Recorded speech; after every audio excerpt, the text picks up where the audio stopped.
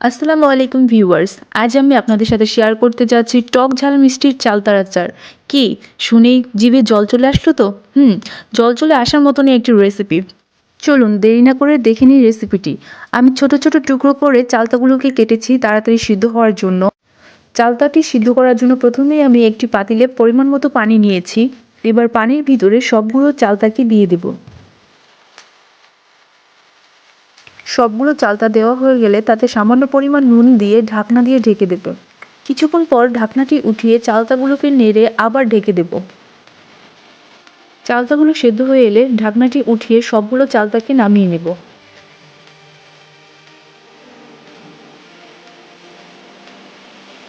এবার চালতাগুলোকে পাটায় এক এক করে ছেঁচে নেবে। যদি এভাবে ছেঁচে নেওয়া হয় তাহলে সবগুলো মশলা চালতার ভিতরে ভালোভাবে ঢুকে যাবে।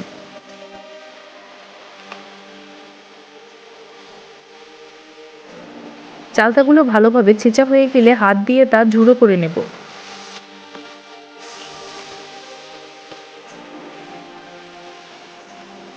সবগুলো চালতা ঝুড়ো হয়ে গেছে। এবার সবগুলো চালতার ভিতরে সামান্য পরিমাণ হলুদ মাখিয়ে নেব, এতে চালতার রঙটি সুন্দর থাকবে। এবার প্যানে পরিমাণ মতো সরিষার তেল দিয়ে তাতে একে একে আদা বাটা, রসুন বাটা, কাঁচা জিরে বাটা দিয়ে হালকা করে নেড়ে নেব। এবার সরিষা বাটা দিয়ে নেড়ে তেজপাতা, গরম মশলা বাটা দিয়ে নেড়ে পাঁচফোড়ন দিয়ে আবার নেড়ে নেব। এ সময় আপনারা চুলার আঁচটাকে কমিয়ে মশলাগুলোকে নেড়ে নেবেন যাতে মশলাগুলো পুড়ে না যায়। এবার মশলাগুলোর ভিতরে একে একে সবগুলো চালতা ও চিনি দিয়ে ভালোভাবে নেড়ে নেব।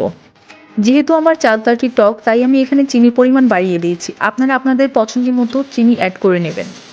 এবার মরিচের গুঁড়ো ও নুন দিয়ে সামান্য নেড়ে আবার সরিষার তেল অ্যাড করে ভালোভাবে নেড়ে নেব। এবার ভাজা মরিচের গুঁড়ো দিয়ে নেড়ে ঢাকনা দিয়ে ঢেকে দেব। এবার ঢাকনাটি তুলে নাড়তে থাকবো যতক্ষণ না পর্যন্ত আচারের রঙটি লালচে হয়ে আসে। এভাবে লালচে হয়ে আসলে আচারটি দেখতে যেমন সুস্বাদু মনে হবে, খেতেও তেমন টেস্টি হবে। সামান্য ভিনেগার দিয়ে নেড়ে পাঁচফোড়নের গুঁড়ো দিয়ে নামিয়ে নেব। যদি আপনারা এই আচারটি সারা বছর সংরক্ষণ করতে চান তাহলে এভাবে ভিনেগার দিয়ে সংরক্ষণ করবেন, না হলে এই আচারের মধ্যে ছত্রাক জন্মানোর সম্ভাবনা থাকবে। ভিডিওটি যদি ভালো লেগে থাকে তাহলে লাইক, কমেন্ট, সাবস্ক্রাইব করে চ্যানেলটির পাশে থাকবেন।